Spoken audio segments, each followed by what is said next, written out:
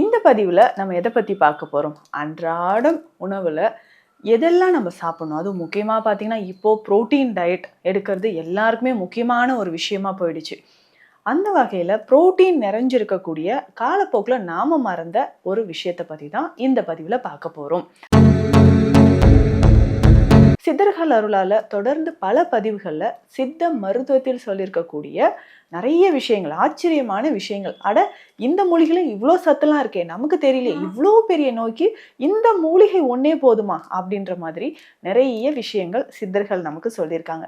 அந்த மாதிரி தான் சித்தர்கள் சொன்ன ஒரு முக்கியமான விஷயத்தை பற்றியும், அதிகமான புரோட்டீன் எந்த உணவு சாப்பிடலாம் நீங்கள் தேடிட்டு இருந்தீங்கன்னா அதுக்கான விளக்கமும் இந்த பதிவில் இருக்குது. நம்ம எலும்புகளில் தேய்மானம் இருக்குது. முக்கியமாக இன்றைக்கி எவ்வளோ பெண்கள் நம்மக்கிட்ட ட்ரீட்மெண்ட் வரவங்களே சொல்கிறீங்க, லோ பேக் பெயின் இருக்குது, டெயில் போனில் பெயின் இருக்குது, காக்சிடினியா அப்படின்னு சொல்கிற ஒரு பிரச்சனை.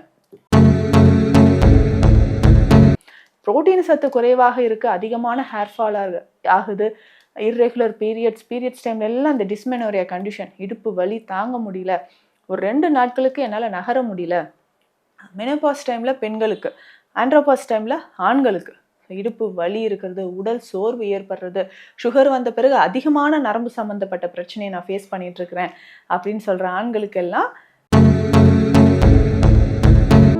Welcome to Nitya's Varam, where ancient Siddha tradition meets modern healing. Experience the difference. வரம் நேயர்களுக்கு வணக்கம். நான் டாக்டர் நித்யா, சித்தா ஃபிசிஷியன். இந்த பதிவில் நம்ம எதை பற்றி பார்க்க போகிறோம்? அன்றாடம் உணவில் எதெல்லாம் நம்ம சாப்பிடணும், அதுவும் முக்கியமாக பார்த்தீங்கன்னா இப்போது ப்ரோட்டீன் டயட் எடுக்கிறது எல்லாருக்குமே முக்கியமான ஒரு விஷயமா போயிடுச்சு. அந்த வகையில் ப்ரோட்டீன் நிறைஞ்சிருக்கக்கூடிய காலப்போக்கில் நாம் மறந்த ஒரு விஷயத்தை பற்றி தான் இந்த பதிவில் பார்க்க போகிறோம். ஸோ ஆண்கள், பெண்கள், குழந்தைகள், முக்கியமாக டீனேஜில் இருக்கக்கூடியவங்களுக்கு, 60 வயதிற்கு மேற்பட்டு இருக்கக்கூடிய எல்லாருக்குமே இது ரொம்ப ரொம்ப முக்கியமான பதிவு. கவனமாக பாருங்கள். சித்தர்கள் அருளால் தொடர்ந்து பல பதிவுகளில் சித்த மருத்துவத்தில் சொல்லியிருக்கக்கூடிய நிறைய விஷயங்கள், ஆச்சரியமான விஷயங்கள். இந்த மூலிகையில் இவ்வளோ சத்துலாம் இருக்கே, நமக்கு தெரியலையே, இவ்வளோ பெரிய நோய்க்கு இந்த மூலிகை ஒன்னே போதுமா அப்படின்ற மாதிரி நிறைய விஷயங்கள் சித்தர்கள் நமக்கு சொல்லியிருக்காங்க. அந்த மாதிரி தான் சித்தர்கள் சொன்ன ஒரு முக்கியமான விஷயத்தை பற்றியும், அதிகமான புரோட்டீன் எந்த உணவு சாப்பிடலாம் நீங்கள் தேடிட்டு இருந்தீங்கன்னா அதுக்கான விளக்கமும் இந்த பதிவில் இருக்குது. அதுதாங்க நம்மளுடைய கருப்பு உளுந்து. ஸோ கருப்பு உளுந்து அப்படின்னு சொல்கிறது உளுந்துக்கு மேலே தொலியோடு, அந்த தோலோடு இருக்கக்கூடிய உளுந்து தான். நம்ம எல்லாமே இன்னைக்கு வெள்ளையாக சாப்பிட்றது தான் நமக்கு பிடிச்சி போச்சு. ஆனால் இந்த தோலோடு இருக்கக்கூடிய கருப்பு உளுந்து நீங்கள் சாப்பிட்டுட்டு வர்றதுனால உடலில் என்னென்ன பலன்கள் இருக்குது, அன்றைக்கே சித்தர்கள் இதை எப்படி பயன்படுத்தணும்னு சொல்லியிருக்காங்க, அது எல்லாமே நம்ம பார்க்கலாங்க.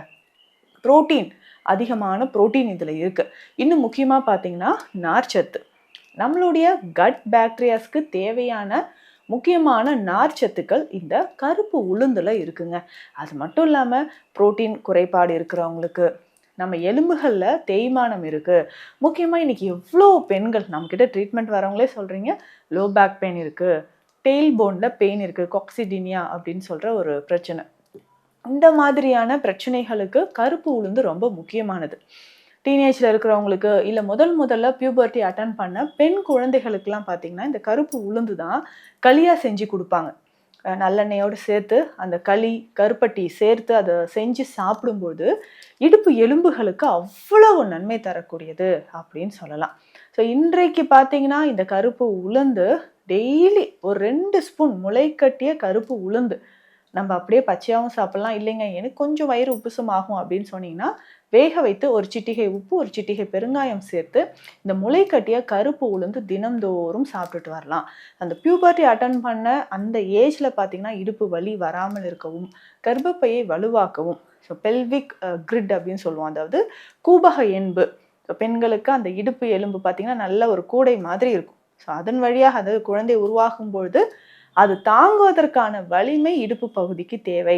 ஸோ இதற்காகவே பார்த்தீங்கன்னா கருப்பு உளுந்து பிரத்யேகமாக அந்த காலத்தில் கொடுத்துட்டு இருந்தாங்க. இப்போவும் நம்ம சாப்பிட ஆரம்பிச்சிட்டோம்னா எலும்பு சம்மந்தப்பட்ட பிரச்சனை, மூட்டு மாற்று அறுவை சிகிச்சை, இது எல்லாமே செய்யணுன்ற அவசியமே கிடையாது.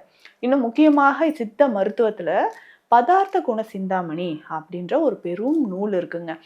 நிறைய மருத்துவ குறிப்புகள் இந்த நூலில் சித்தர்கள் கொடுத்துருக்காங்க. கருப்பு உளுந்தை எப்படி பயன்படுத்தணும்? முழுவதுமான சத்துக்கள் நமக்கு போகணும், இளைத்த உடல் தேறுவதற்கும், உடல் வலிமையாக இருப்பதற்கும், புரோட்டீன் நமக்கு நல்லா சேரணும். இல்லைங்க நான் மசில்ஸ் பாடி பில்டர் ஆக போகிறேன் அப்படின்னு ஒரு சிலர் சொல்வீங்க. அப்போ நேச்சுரல் ஃபுட்டு நீங்கள் எடுத்துக்கணும்.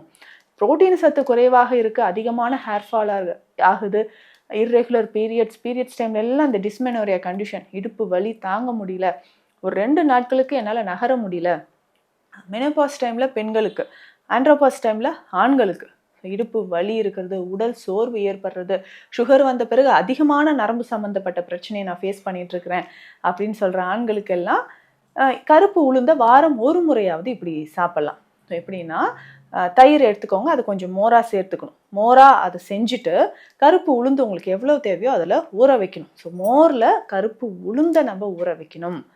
சரிங்களா? இது ஊறின பிறகு இதை வடை மாவு, ஸோ வடை கருப்பு உளுந்து வடையோட ப்ரொசீஜர் தான் இப்போ நம்ம சொல்கிறோம்.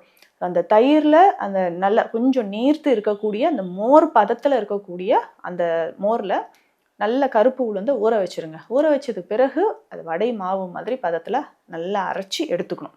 இதில் நம்ம என்னென்ன சேர்க்க போகிறோம்? உங்கள் விருப்பம்தான். நீங்கள் மிளகு சேர்த்துக்கலாம், கொஞ்சம் வெங்காயம், கருவேப்பிலை, இது எல்லாமே சேர்த்து வடையாக செய்து சாப்பிடலாம். இதில் அந்த வடை பார்த்திங்கன்னா நல்லெண்ணெயோ தேங்காய் எண்ணெயோ கடலை எண்ணெயோ எதுவாக நம்ம பயன்படுத்திக்கலாம். ஸோ நம்ம வழக்கத்தில் எது பயன்படுத்துகிறோமோ அந்த எண்ணெயை பயன்படுத்திட்டு இதை எடுத்து வடை செஞ்சது பிறகு தேனில் இதை தொட்டு சாப்பிட சொல்கிறாங்க. ஸோ அந்த குறிப்பு அழகாக அதில் நூலில் சொல்லியிருப்பாங்க சித்தர்கள். தேனில் தொட்டு சாப்பிடும்போது தேகம் வலுப்பெறும். தேனும் சாதாரண ஒரு விஷயம் கிடையாது. ஸோ நம்ம உடலுக்கு தேவையான அனைத்து விதமான சத்துக்களும் தேனில் இருக்குது. அதே மாதிரி மோரில் ஊற வச்சு அரைச்சி அந்த ப்ரோபயோட்டிக்ஸ் அதனோட சேர்ந்துருக்கு. அப்புறம் நம்ம தூய்மையான நல்லெண்ணெயிலையோ இல்லை தேங்காய் எண்ணெயிலையோ இதை வடை சுட்டு எடுத்த பிறகு தேனில் தொட்டு இதை சாப்பிட சொல்கிறாங்க. ஸோ அந்த அளவுக்கு உடலுக்கு வலிமையான வாரம் ஒரு முறையாவது இதை எடுத்துக்கோங்க. குழந்தைகளுக்கு இதை கண்டிப்பாக கொடுக்கலாம். ஸோ கருப்பு உளுந்து நம்ம இந்த மாதிரி பயன்படுத்தும் பொழுது முழு சத்துக்கள் நமக்கு கிடைக்குது. இந்த கருப்பு உளுந்து பார்த்திங்கன்னா லேசாக வறுத்துட்டு கொரப்பாக பவுடர் மாதிரி அரைச்சி வச்சுக்கலாம். இதனோட கேழ்வரகு, கொஞ்சம் மூங்கில் அரிசி, இது எல்லாமே சேர்த்து அரைச்சி எடுத்துட்டு இதை கஞ்சி மாதிரி நம்ம செஞ்சு குடிக்கலாம். இடுப்பு எலும்பு செர்விக்கல் ஸ்பான்லோசிஸ் இருக்குது, சகனவாதம், தண்டகவாதம் அப்படின்னு சொல்கிற பிரச்சனை, ஸோ எலும்பு முதுகு தண்டுவட பிரச்சனை எக்கச்சக்கமான நபர்களுக்கு இருக்குங்க. இது நமக்கு சரியாகணும்னா நம்ம கருப்பு உளுந்து இந்த மாதிரி கஞ்சி மாதிரி மூங்கில் அரிசியோடு சேர்த்து கேழ்வரகோடு சேர்த்து நீங்கள் கஞ்சி மாதிரி குடிச்சிட்டு வரலாம். கால்சியம் சத்து உங்களுக்கு அதிகமாகவே கிடைக்க ஆரம்பிக்கும். அதே மாதிரி பீரியட்ஸ் டைமில் அதிகமான உதிரப்போக்கு இருந்துச்சுன்னா அதை சரி செய்கிறதுக்கும் கருப்பு உளுந்து தாராளமாக இந்த கஞ்சி வடிவில் எடுத்துக்கலாம். இன்னும் முக்கியமாக பார்த்தீங்கன்னா உளுந்து களி, ஸோ நல்லா ஈஸியாக டைஜஷன் ஆகிறதுக்கு உளுந்து களி ரொம்ப முக்கியமான ஒரு மருந்து. ஸோ உளுந்து களியை கருப்பட்டி சேர்த்து நெய் இல்லைன்னா நல்லெண்ணெய் சேர்த்து அந்த களியை நம்ம எடுத்துக்கலாம். ஸோ களி எடுத்துக்கும்போது அவ்வளோ நன்மை தரக்கூடியது. பொதுவாக நம்ம எல்லாமே வெண்மையாக இருக்கணும் அப்படின்ற ஒரு எண்ணம் இல்லாமல் இந்த தோலோடு இருக்கக்கூடிய சில விஷயங்கள், அதனால இந்த கருப்பு கவுனி அரிசி, நல்ல ரெட் ரைஸ், இது எல்லாமே நம்ம சாப்பிட சொல்கிறோம். ஸோ அந்த நார் சத்துக்களோடு அந்த தோலோடு நம்ம இருக்கக்கூடிய அந்த கருப்பு உளுந்து அவ்வளோ ப்ரோட்டீன். மறக்காமல் வாரம் 2 முறையாவது இதை சேர்த்துக்கோங்க. ரொம்ப வீக்காக இருக்கீங்க, பெண்களுக்கு அதிகமான இந்த மாதவிடாய் பிரச்சனை இருக்குன்னா வாரம் 2 அல்லது 3 முறையாவது இந்த முளைக்கட்டிய உளுந்த சுண்டல் மாதிரி சாப்பிட்லாம். இந்த பதிவு உங்களுக்கு யூஸ்ஃபுல்லாக இருக்கும்னு நினைக்கிறேன். சித்த மருத்துவ ஆலோசனைகள் தேவைப்பட்டால் ஸ்க்ரீனில் இருக்கிற நம்பருக்கு கால் பண்ணுங்கள். நன்றி. Welcome to Nitya's Varam, where ancient Siddha tradition meets modern healing. Experience the difference.